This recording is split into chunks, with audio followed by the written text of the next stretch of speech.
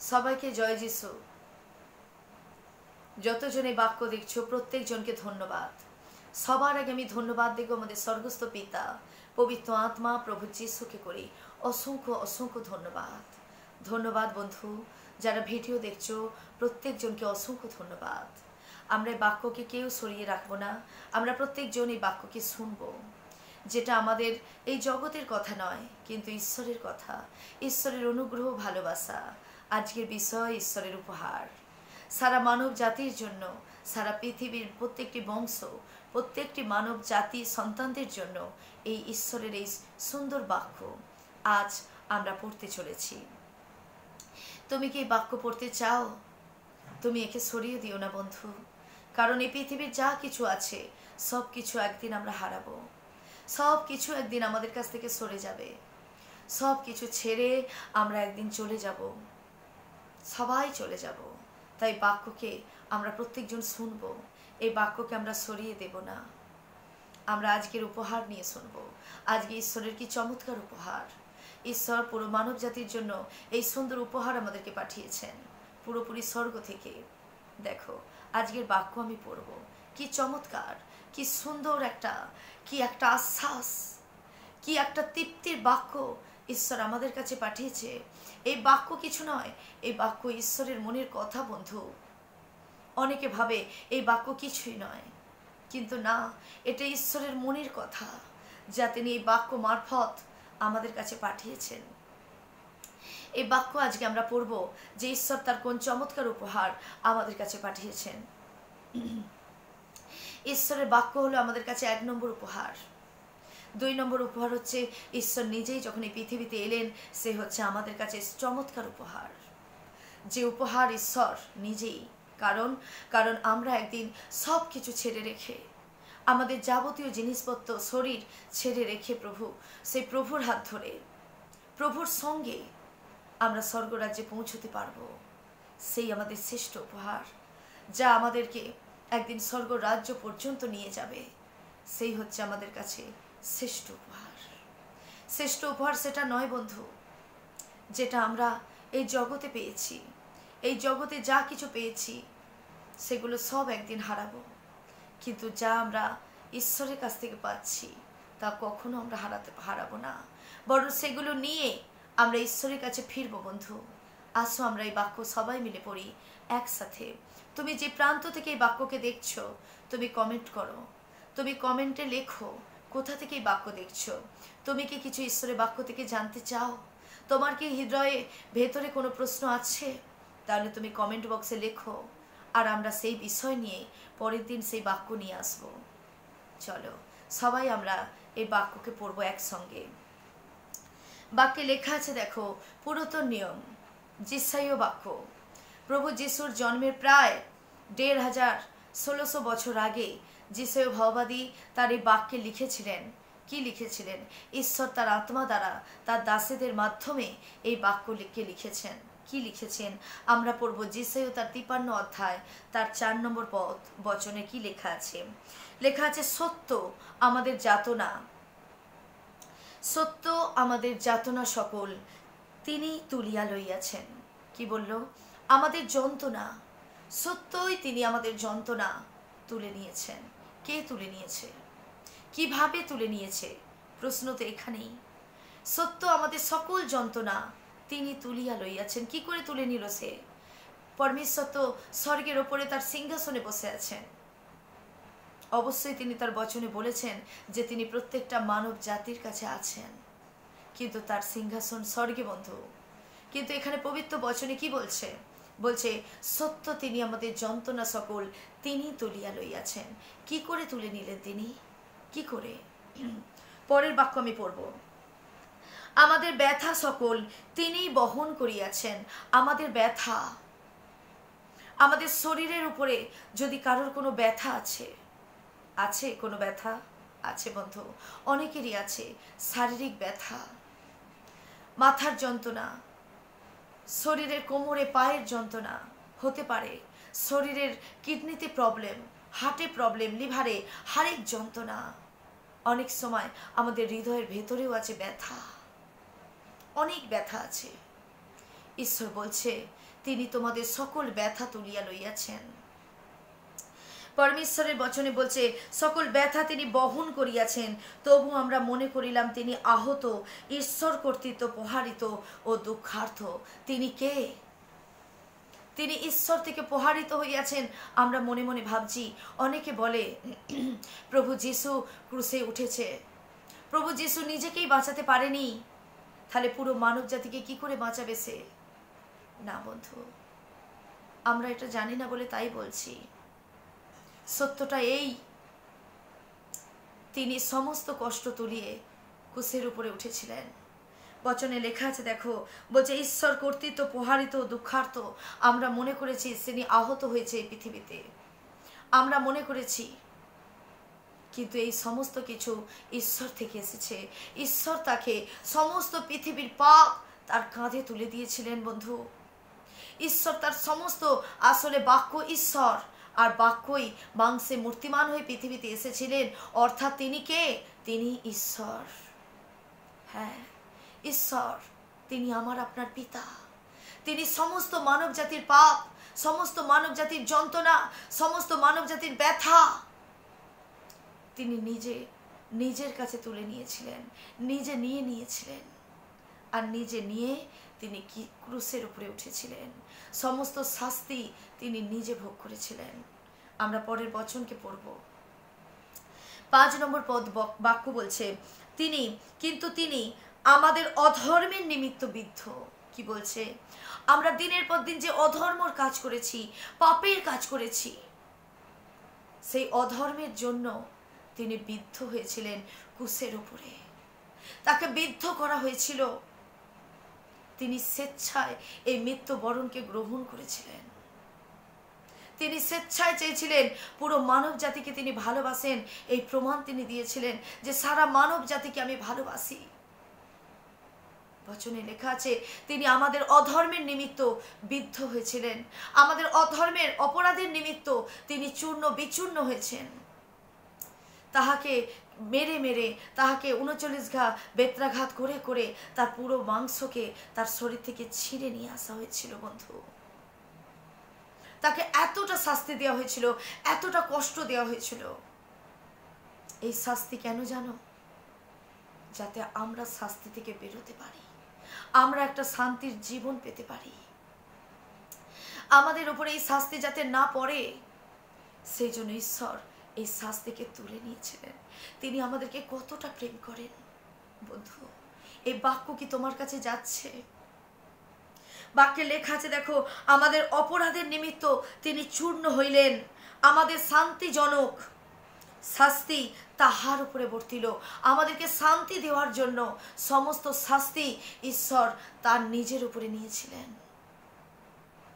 তিনি বললেন কি, যে আমি একে পুত্র বলে স্বীকার করি, অর্থাৎ ঈশ্বর হচ্ছে আত্মা, এবং তিনি সেই দেহ নিয়ে পৃথিবীতে এসেছিলেন। তিনি তাকে পুত্র বলে স্বীকার করলেন যে ইনি আমার পুত্র। প্রিয় বিশ্বাসী, প্রিয় ভাই ও বোন, আমি জানি না তুমি কোন জাতিতে আছো, কোন ধর্মে আছো, আমার জানার দরকার নেই বন্ধু। তুমি কি একজন মানুষ? তাহলে বাক্যটা তোমারই জন্য। এখানে ঈশ্বর তার বচনে বলছে পুরো মানব জাতির অপরাধের জন্য তিনি বিদ্ধ হলেন। বিদ্ধ কোথায় হয়েছিলেন? ক্রুশের উপরে দাঁড়িয়ে। তাকে মেরে মেরে মেরে আধমরা করে তার শরীর থেকে মাংস বার করে নিয়ে, তাকে মাংস বার করে তাকে থেঁতো করে তার মুখের উপরে থুতু দিয়ে, তার মাথায় কাঁটার মতো পরে তার সেদিন চোখ উবড়ে এসেছিল শরীর থেকে বন্ধু। তিনি তবুও একটাও কথা বলেননি, তিনি কিচ্ছু বলেননি। তিনি বলেননি আমাকে ছেড়ে দাও, আমি কোনো অপরাধ করিনি। কারণ তিনি জানলেন কি, সারা পৃথিবীর অপরাধ আমার কাছে, অর্থাৎ আমি অপরাধী। সারা পৃথিবীর অপরাধ তিনি নিয়েছিলেন। এর থেকে শ্রেষ্ঠ উপহার তোমার কাছে আমার কাছে কি হতে পারে? প্রিয় বন্ধু, তুমি আমার প্রিয় বন্ধু, তুমি কি বচন শুনছো? বচনে লেখা আছে, দেখো আবার লেখা আছে আমাদের শান্তিজনক শাস্তি তাহার উপরে বর্তিল। আমাদের শান্তি দেওয়ার জন্য সমস্ত শাস্তি তিনি বহন করেছেন। তিনি মায়ের থেকেও বেশি, তিনি পিতার থেকেও বেশি। তিনি দাঁড়িয়ে বলছেন, বলছে সারা মানব জাতির শাস্তি আমাকে দাও পিতা। আমি সারা পৃথিবীকে বাঁচাতে চাই। এরা কেউ না নরকের আগুনে যায়, কেউ না শাস্তির দিনে বিচারে সেদিন যায় ঈশ্বর, যায় পিতা। এদের সমস্ত শাস্তি আমাকে দাও, কারণ আমি এদেরকে প্রচুর ভালোবাসি। আমি এদেরকে প্রচুর ভালোবাসি, যেন এরা স্বর্গে ফিরতে পারে। আমি সারা পৃথিবীর মানুষের সমস্ত অপরাধ, সমস্ত অধর্ম, সমস্ত পাপ, সমস্ত মন্দ আমার উপরে দাও। এদের হয়ে আমি সমস্ত শাস্তি তুলে নেব, যাতে এরা শাস্তি আর না পায়, এরা বিচারের কাঠগড়ায় না দাঁড়ায়। আমি এদের হয়ে দাঁড়াবো। আমি এদের হয়ে সমস্ত শাস্তি আমি তুলে নিতে চাই। সমস্ত শাস্তি আমাকে দাও, যাতে পুরো পৃথিবী মানব জাতি বাঁচতে পারে। প্রিয় বন্ধু, তুমি কি কখনো কোনো অপরাধ করেছো? বলো না। তুমি কি কখনো লোভ করেছো? কখনো কারোর সঙ্গে ঝগড়া করেছো? তাহলে যিশু তোমার সেই পাপ তুলে নেবে। তুমি কি কখনো রেগে গিয়ে কাউকে অশ্লীল কোনো কথা বলেছো? বন্ধু, তাহলে ঈশ্বর তোমার সেই শাস্তি তুলে নেবে। তিনি চায় আমাদের শাস্তি তুলে নিতে। তার বচন বলছে কি, এবং তাহার ক্ষত সকল দ্বারা আমাদের আরোগ্য হলো। তাকে মারার পরও তার বুকের উপরে বর্ষা দিয়ে ক্ষত করা হয়েছে। হ্যাঁ বন্ধু, যিশুর জন্মের প্রায় 1500-1600 বছর আগে ঈশ্বর এই ভাওবাদীর দ্বারায় ভবিষ্যৎবাণী করে গেছেন। ইনি যিশাইয়া ছিল একজন ভবিষ্যৎ বক্তা, আর তিনি এই ভবিষ্যৎবাণী করেছেন যে এইগুলো একজনের কাঁধে চাপিয়ে দেওয়া হবে। তার কাঁধে চাপিয়ে দেওয়া হবে সারা পৃথিবীর অধর্ম, পাপ। আর তিনি আমাদেরকে কি করবেন? এই পাপ থেকে মুক্ত করবেন। হ্যাঁ বন্ধু, যিশু ভাওবাদী, তার বাক্যে তিনি এগুলো জানালেন। আর তারপর প্রভু যিশু পৃথিবীতে এলেন। এটা খ্রিস্টপূর্বাব্দের কথা, যিশুর জন্মের আগের ঘটনা। যিশুর জন্মের আগে ঈশ্বর আমাদেরকে এগুলো জানিয়েছেন। খ্রিস্টাব্দ হচ্ছে প্রভু যিশুর জন্মের পর থেকে খ্রিস্টাব্দ চালু হয়েছে। তাই প্রভু যিশু আজ থেকে 2000 বছর আগে পৃথিবীতে এসেছিলেন। আর তিনি এত কষ্ট সহ্য করেছেন আমাদের জন্য, শুধুমাত্র আমাদেরকে বাঁচানোর জন্য, শুধুমাত্র আমাদের নরক যন্ত্রণার হাত থেকে বাঁচানোর জন্য, আমরা যাতে সেই স্বর্গরাজ্যে ফিরতে পারি, আমরা যেন একটা শান্তি আনন্দের জীবন পেতে পারি। বন্ধু, তার বাক্য বলছে তাহার ক্ষতর দ্বারা তিনি সমস্ত ক্ষত সহ্য করেছেন। তখন যিশু জীবিত ক্রুশের উপরে দাঁড়িয়ে আছে। শিষ্যরা, তার দাসে অনেক লোকেরা, সেই রোমিওরা তাকে যখন, ফরিসেরা তাকে যখন গাঁথছে, বিদ্ধ করছে, আর তার শিষ্যরা চোখের জল ফেলছে, তার মা মরিয়ম কেঁদে কেঁদে আকুল হয়ে যাচ্ছে। তার ক্ষত করা হচ্ছে, তার বুকটাকে ঝাঁঝরা করে দেওয়া হচ্ছে। যিশু তখন দাঁড়িয়ে বলছে, আমার ক্ষত আমি সহ্য করে নেব, যেন সারা পৃথিবী আরোগ্য পায়, যেন সারা মানব জাতি আশীর্বাদ পায়, সারা মানব জাতি যেন রোগ থেকে মুক্ত হতে পারে, সারা মানব জাতি যেন সুন্দর নতুন একটা জীবন পায়। যে মৃত্যুর পথে হাঁটছে, যার মাথায় মৃত্যুর বোঝা চাপানো, যে মৃত্যুকে সঙ্গে নিয়ে দিন প্রতিদিন হাঁটছে, রোগ সমস্ত রোগে সে আক্রান্ত হয়ে গেছে, প্রভু বলছে আমার ক্ষত দ্বারা সারা পৃথিবী আরোগ্য পাবে। প্রিয় বন্ধু, তুমি প্রভুর কাছে ফিরে এসো। তুমি অসুস্থ, প্রভুকে বলো, প্রভু আমি আরোগ্য পেতে চাই। তুমি আমার জন্য, আমার আরোগ্যতার জন্য প্রভু, আমার সুস্থতার জন্য প্রভু তুমি এত ক্ষত সহ্য করেছ। তোমার ক্ষতর দ্বারা আমি আরোগ্য পেয়ে গেছি। তুমি বিশ্বাস করে কমেন্ট করো, বিশ্বাস করে বলো প্রভুকে। তুমি আস্তে আস্তে প্রভু তোমার সমস্ত পাপ, সমস্ত কষ্ট তুলে নেবে তার ক্রুশের উপরে, আর তুমি বহুত আশীর্বাদ পাবে জীবনে। তুমি আস্তে আস্তে সুস্থ হবে, আস্তে আস্তে তোমার জীবন উন্নতি হবে, তুমি জীবনে আনন্দ ফিরে পাবে। বন্ধু, প্রভুর বচনে তার পরের লাইন বলছে, আমরা সকলে মেষগণের ন্যায় ভ্রান্ত হইয়াছি। আমরা সেই মেষেদের মতো হয়ে গেছি। কোন দিকে ছুটছি আমরা নিজেরা জানি না, কোন পথে হাঁটছি আমরা জানি না, আমরা কি করছি নিজেরা, কতটা ভালো পথে মন্দ পথে আছি আমরা জানি না বন্ধু।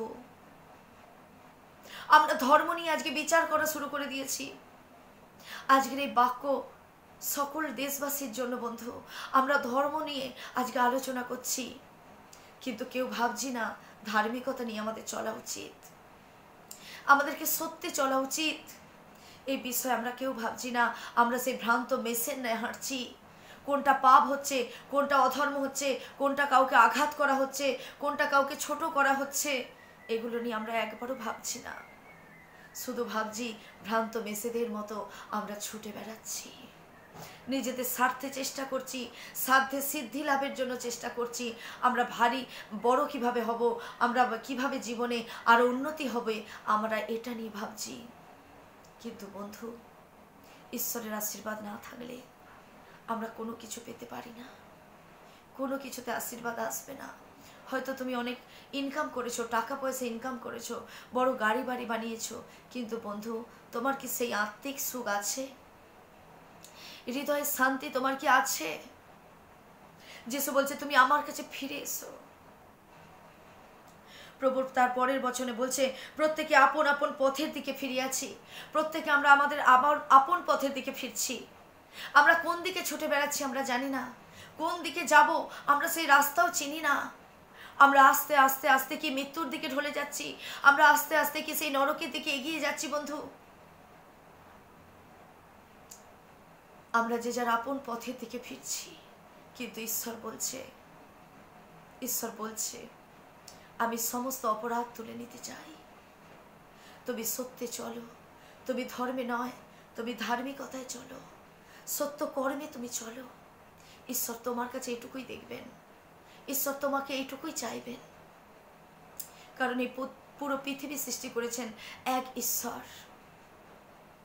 এক ঈশ্বর এই পৃথিবীকে সৃষ্টি করেছেন, পুরো মানব জাতিকে তিনি বানিয়েছেন। পৃথিবীতে যা কিছু দেখছি সমস্ত সৃষ্টির মালিক হচ্ছে ঈশ্বর। তিনি সৃষ্টিকর্তা, ইহোবা পরমেশ্বর। তার পরের বচন আমরা পড়ব, আর সদাপ্রভু সদাপ্রভু আমাদের সকলকার, কি বলছে, আর সদাপ্রভু আমাদের সকলকার অপরাধ তাহার উপরে বর্তাইছেন। কি বলল? কি চমৎকার একটা বাক্য, কি চমৎকার আশীর্বাদের একটা বাক্য বন্ধু।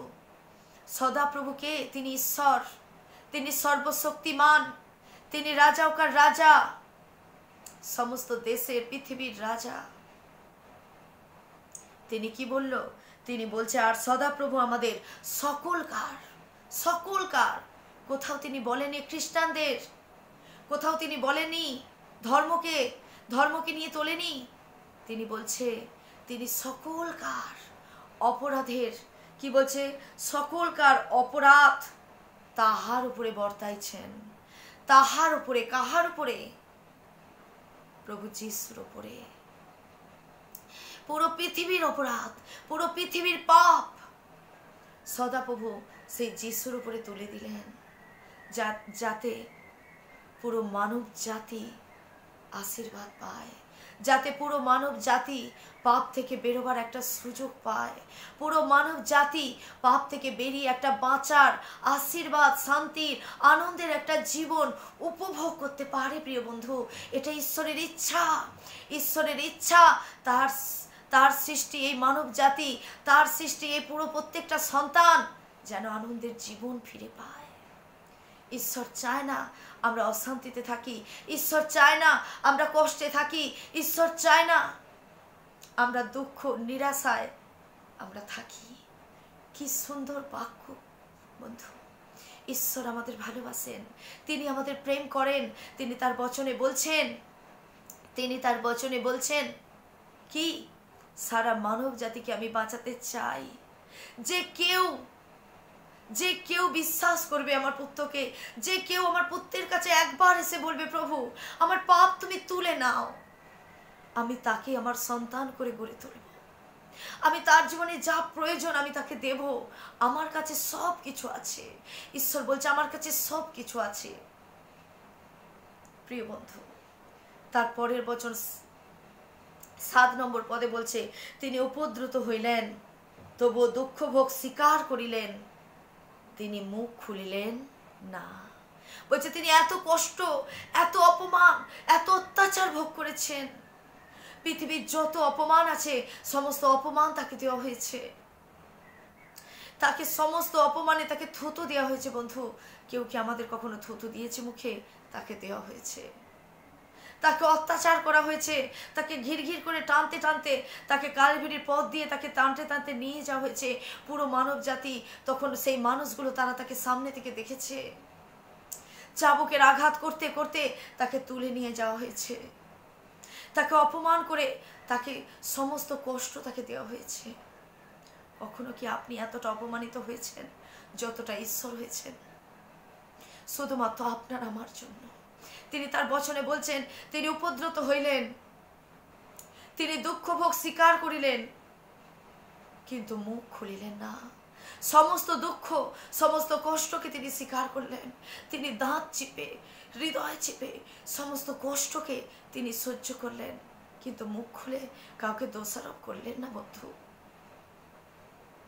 তিনি বরং ক্রুশের উপরে দাঁড়িয়ে বললেন, কি চমৎকার বাক্য, পিতা সারা এরা যে করছে এরা তা জানে না, তুমি এদের ক্ষমা করে দাও, এরা জানে না পিতা। কি চমৎকার একটা আশীর্বাদের বাক্য। আজ তুমি যে প্রান্তে আছো বন্ধু, তোমার কাছে এই বাক্য যাচ্ছে, তুমি যিশুর কাছে ফিরে এসো। কোনো ধর্মে নয়, তুমি সত্যে ফিরে এসো। তোমার পাপ, তোমার অধর্ম, তোমার জীবনে থাকা সমস্ত পূর্বপুরুষের অভিশাপ, সমস্ত পাপ তিনি তুলে নেবেন। তিনি তার বচনে বলছেন, মেষশাবক যেমন হত হইবার জন্য নিত হয়, কি মেষশাবক হত হওয়ার জন্য তিনি নত হয়, তেমনি যিশু নত হয়েছিলেন। তিনি হত হয়েছিলেন, তিনি মৃত্যুবরণকে স্বীকার করে নিলেন। তিনি জগৎ থেকে চলে গেলেন মৃত্যুবরণ করে, শুধুমাত্র আমাদের পাপের কারণে, আমাদেরকে বাঁচাবার কারণে তিনি আমাদেরকে এতটা প্রেম করলেন, এতটা। আমার মনে হয় পৃথিবীতে এমন কোনো ব্যক্তি নেই যে ঈশ্বরের এই বাক্যকে সত্যি বিশ্লেষণ করতে পারবে। ঈশ্বরের এই হৃদয়ের কথা, ঈশ্বরের এই কাজ, ঈশ্বরের কার্যকে আলোচনা করতে পারবে এমন কোনো ব্যক্তি এখনো পৃথিবীতে আছে বলে আমি জানি না বন্ধু। ঈশ্বর তার কি অপার ভালোবাসা, ঈশ্বর কি চমৎকার প্রেম দিয়েছেন আমাদের জন্য। তিনি তার বচনে বলছেন কি, তিনি তার বচনে বলছে, মেসি যেমন লোম ছেদকদের সম্মুখে নীরব হয়। একটা মেসি মানে মেষ, অর্থাৎ মেসি, তার লোমকে ছেদন করা হয়, সে চুপ করে থাকে বন্ধু। সে চুপ করে শান্ত হয়ে বসে থাকে, সে কিচ্ছু আওয়াজ করে না। প্রভু যিশু সেই মেষের রূপে এই পৃথিবীতে এসেছেন। তার উপরে অনেক অত্যাচার, অনেক কষ্ট হয়েছে, কিন্তু তিনি মুখ খোলেননি। তিনি একবারও বলেনি আমার কষ্ট হচ্ছে, আমাকে ছেড়ে দাও, আমাকে ছেড়ে দাও, আমি নিতে পারছি না। তিনি যদি আজকে ছেড়ে দিতেন, তিনি যদি ক্রুশে না উঠতেন, যদি তিনি এই কষ্টকে স্বীকার না করতেন বন্ধু, আজ আমার তোমার পাপের ক্ষমা হতো না। পুরো মানব জাতি নরকের কাছে বন্দী হতো, পুরো মানব জাতি নরকের দিকে এগিয়ে যেত, এই রাস্তা ধারে থাকতো না, ঈশ্বরের রাজ্যে যাবার সুযোগ আমরা পেতাম না বন্ধু। তুমি কি ঈশ্বরকে বিশ্বাস করবে? বলো, বলো না বন্ধু, তুমি কি ঈশ্বরকে ডাকবে? তুমি কি ঈশ্বরকে চিনবে? তুমি কি ধর্মে নয় ধার্মিকতায় চলতে চাও বন্ধু? তাহলে ঈশ্বর তোমার পাপ তুলে নেবে, ঈশ্বর তোমার যন্ত্রণা তুলে নেবে, ঈশ্বর তোমাকে রক্ষা করবে। আমি লাস্ট বচন বলবো, লাস্ট পদ 11 নম্বর পদ, যে 53 তার 11 পদে পুরো বাক্যটা অসম্ভব চমৎকার বাক্য বন্ধু। বাক্যটা বলছে, আমি আপন প্রাণের পরিশ্রম দেখিবেন। কি? তিনি আপন প্রাণের পরিশ্রম দেখিবেন। তিনি যে আপন প্রাণের পরিশ্রম, কি তিনি যে আপন নিজে যে পরিশ্রম করেছেন, তিনি সেই পরিশ্রম দেখতে চায়। যিশু যে এত কষ্ট করেছে পৃথিবীতে, তার পরিশ্রমের সেই পুরস্কার কি? তিনি যে এত যন্ত্রণা ভোগ করেছেন, তার পুরস্কার কি? তার পুরস্কার এটাই বন্ধু, যখন আমি তুমি তার কাছে ফিরবো আর আমরা পাপ মুক্ত হয়ে স্বর্গ রাজ্যে ফিরে যেতে পারবো। তিনি এটাই চান। কি চমৎকার! সারা পৃথিবী তোমাকে একটু একটু করে ধ্বংসের দিকে নিয়ে যাবে বন্ধু, কিন্তু ঈশ্বর সারা জীবন তোমার পাশে থাকবে বন্ধু। তুমি দেহ ছেড়ে পৃথিবী থেকে বেরিয়ে যাবে, কিন্তু আত্মা নিয়ে তুমি ঈশ্বরের কাছে পৌঁছতে পারবে বন্ধু। কি আশীর্বাদের বাক্য! ঈশ্বর তার বচনে বলছে, তিনি আপন প্রাণের পরিশ্রম দেখিবেন ও তৃপ্ত হইবেন। তিনি তখনই তৃপ্ত হইবেন যখন আমরা আমাদের আমাদের সমস্ত মন প্রাণ হৃদয় নিয়ে ঈশ্বরের কাছে ছুটে আসবো। আমাদের কষ্ট যন্ত্রণা শারীরিক প্রবলেম সমস্ত সমস্যা নিয়ে যখন আমরা ঈশ্বরের কাছে ছুটে আসবো, আর তিনি বলছেন কি, আমি যে মৃত্যুবরণ করেছি, আমি যে এত যন্ত্রণা ভোগ করেছি, আমি সেদিন তৃপ্তি হব যখন আমার সন্তানরা আনন্দের জীবনে থাকবে, যখন এরা অনেক আশীর্বাদকে পেয়ে এরা জীবনটা উপভোগ করবে, আমি তখন সব থেকে খুশি হব, তৃপ্ত হব। এটা ঈশ্বর তার বাক্যে বলছে। প্রিয় বন্ধু, ঈশ্বর তার বাক্যে বলছে, আমার ধার্মিক দাস আপনার জ্ঞান দিয়া অনেককে ধার্মিক করবেন। হ্যাঁ প্রিয় বন্ধু, তুমি কি ধার্মিক হতে চাও? তুমি কি সত্যি হাঁটতে চাও? ঈশ্বর বলছে, আমার সেই দাস কি, আমার ধার্মিক দাস। আমার ধার্মিক দাস কে? ঈশ্বর বলছে, আমার ধার্মিক দাস হচ্ছে সেই প্রভু, যে ধার্মিক, যে সত্য, যে পবিত্র ব্যক্তি, যে পৃথিবীতে এসেছিল। সে অনেককে জ্ঞানবান করবে, অনেককে ধার্মিক করবে। তুমি কি তাদের মধ্যে হবে? তার বচনে বলছে, তিনি তাহাদের অপরাধ সকল বহন করিবেন। কি সুন্দর বাক্য! তিনি বলছেন তাহাদের সমস্ত অপরাধ। তুমি একবার এসো, ঈশ্বরের সামনে দাঁড়িয়ে বলো, প্রভু আমি এসেছি তোমার কাছে। আমার জীবনের সমস্ত কষ্ট, সমস্ত আঘাত, সমস্ত শারীরিক যন্ত্রণা, সমস্ত অসুস্থতা, সমস্ত রকমের দেনার বোঝা, কোর্ট কেসের বোঝা, সমস্ত বোঝা প্রভু এখানে বলছে তিনি বহন করবে। যদি আমরা কোথাও পাপ করে ফেলেছি বন্ধু, জেনে বুঝেও কোথাও পাপ এড়িয়ে ফেলেছি, জেনে বুঝেও কোথাও লোভ করে ফেলেছি প্রভু বন্ধু, তাহলে আমরা প্রভুর কাছে ফিরব, আমরা যিশুর কাছে ফিরব। প্রভু তার বচনে কি বলছেন? তিনি তার বচনে এখানে বললেন কি? তিনি তার বচনে বলছে, এবং তিনি তাহাদের অপরাধ সকল বহন করিবেন। তিনি তাদের সমস্ত অপরাধকে তিনি বয়ে নিয়ে যাবেন। হ্যাঁ বন্ধু, সে একমাত্র যিশু, এই পৃথিবীতে একমাত্র যিশুই আপনার পাপ তুলে নিতে পারে। তিনি তার বাক্যে বলেছেন, আমি তোমার পাপ তুলে নিতে এখানে এসেছি।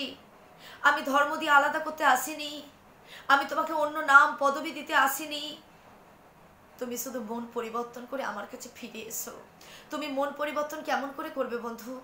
তুমি বলবে, প্রভু আমি তোমার সত্যে হাঁটবো। আমি আজকের পর থেকে প্রভু আমি তোমায় কথা দিচ্ছি, আমি মিথ্যে অধর্মে নয়, আমি তোমার সত্যে হাঁটবো। তুমি শুধু এই মন পরিবর্তন করে তার কাছে ফিরে এসো। তুমি যে পরিস্থিতিতে বন্দী আছো, যে সমস্যার মধ্যে বন্দী আছো, তুমি একটিবার ফিরে এসো বন্ধু। তুমি শুধু প্রভুর কাছে দাঁড়িয়ে বলো হাত জোর করে, যে প্রভু আমি এতদিন যে পাপ করেছি, যে খারাপ চিন্তা করেছি, সেই কিছু থেকে তুমি আমাকে রক্ষা করো। আমি তোমার সত্যে চলতে চাই। তুমি আমার পাপকে তুলে নাও। তুমি তোমার জ্ঞান দ্বারা আমাকে চালনা করো। তোমার ধার্মিকতা আমাকে দাও। তোমার পবিত্রতার রক্তে আমাকে ধৌত করো, আমাকে শুদ্ধ করো, যাতে আমি পবিত্র হয়ে আমি তোমার রাজ্যে ফিরতে পারি। প্রিয় বন্ধু, অধার্মিকতা, পাপ নিয়ে, অধর্ম নিয়ে, মন্দতা নিয়ে আমরা স্বর্গের রাজ্যে যেতে পারবো না বন্ধু। কারণ স্বর্গ পবিত্র, স্বর্গ পবিত্র স্থান। সেখানে তুমি কোনো অধর্ম নিয়ে যেতে পারবে না। অধর্ম মানে কি? অধর্ম মানে হচ্ছে পাপ কাজ। পাপ কাজ নিয়ে, মন্দ নিয়ে আমরা তার রাজ্যে ঢুকতে পারবো না।